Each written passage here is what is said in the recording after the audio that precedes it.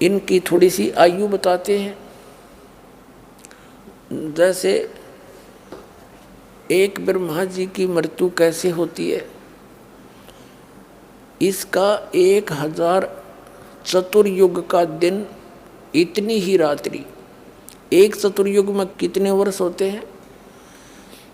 सतयुग, त्रेता, द्वापर और कलयुग, इन चारों का पीरियड मिला के 43,20,000 वर्ष होते हैं।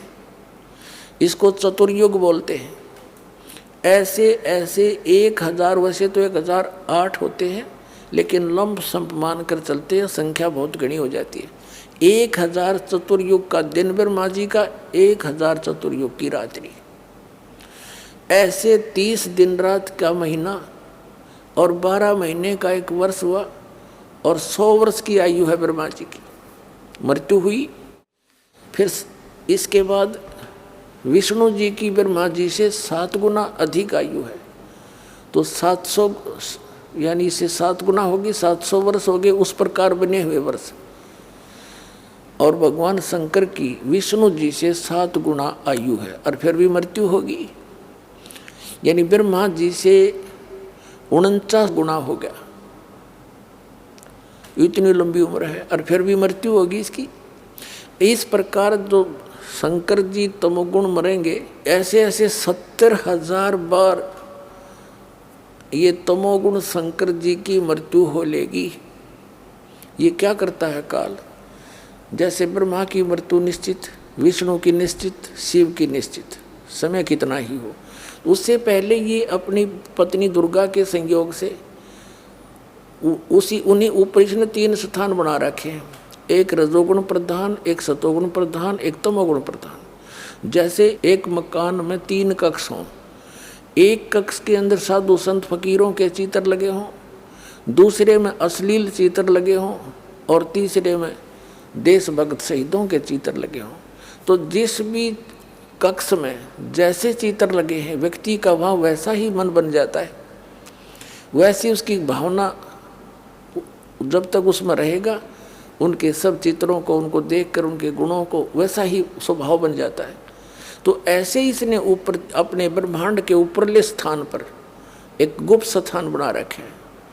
तो वहाँ इसने ऐसे 3 स्थान बना रखे हैं। तो वहाँ दुर्गा को जब ये ब्रह्मा जी की उत्पत्ति करता है नए जीव की, तो दुर्गा को बना लेता है सावित्री रूप, और स्वयं बन जाता है पंचमुखी ब्रह्मा। और फिर उनके संयोग से जो पुत्र होता है वैसे स्वरूप का, वैसे स्वभाव का बन जाता है। फिर उसको कोमा में रखते हैं, ये परवरिश जारी रहती है। ब्रह्मा की मृत्यु होते ही युवा ब्रह्मा को एज इट इज रख देते हैं, और फिर वो नए सिरे से काम संभाल लेता है। ऐसे ही विष्णु जी को तैयार करके रखते हैं। वो विष्णु मर जाता है, वो ब्रह्मा मर जाता है, वो शिव मर जाता है, वो आत्माएं 84 लाख योनियों में चली जाती हैं, और नई अच्छी आत्माओं को, वो पुण्यात्माओं को वहाँ उन पदों पर फिर नियुक्त कर देता अपने पुत्रों के रूप में, अपने इस व्यवस्था को बनाए रखने के लिए।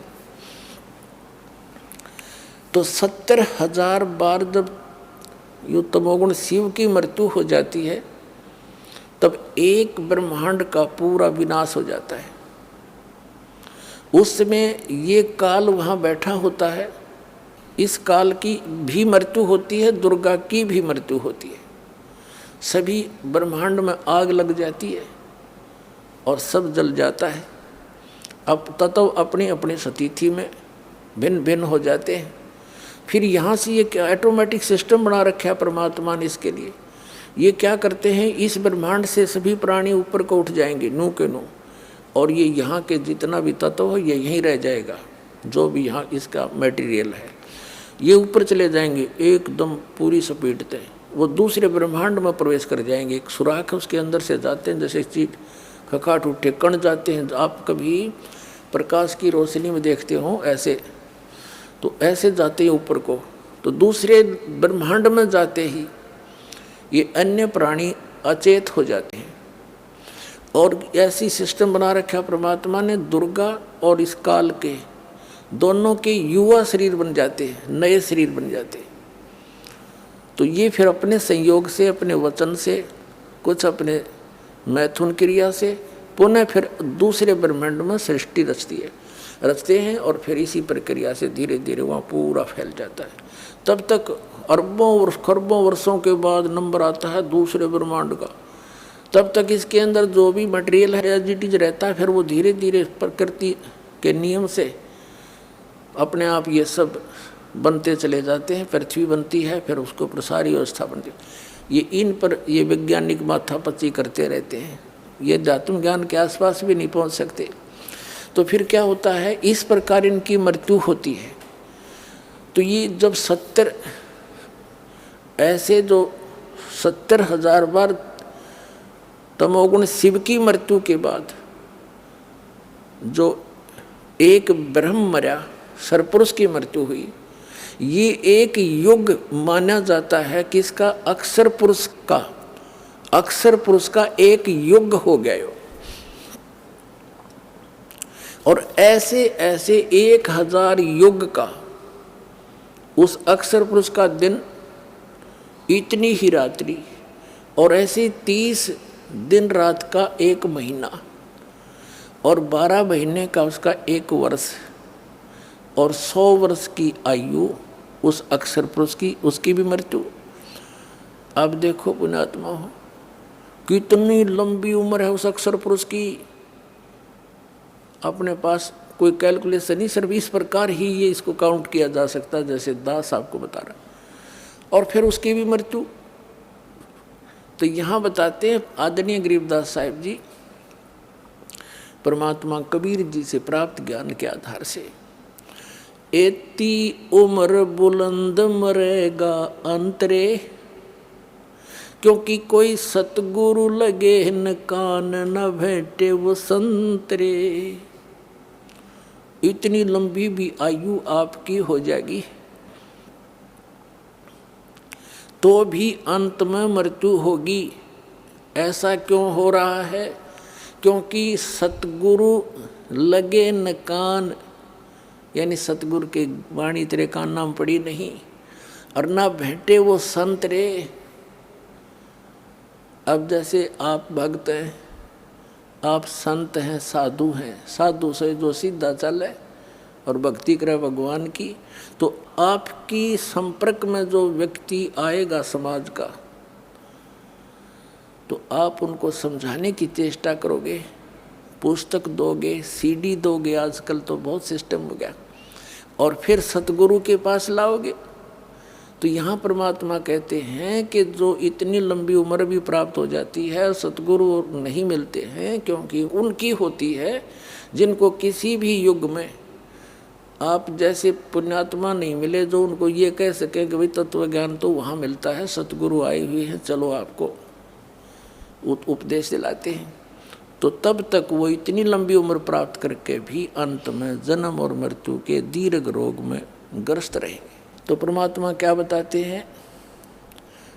जग सारा रोगिया रे, जिन सतगुरु वैद न जाण्या, जग सारा रोगिया रे।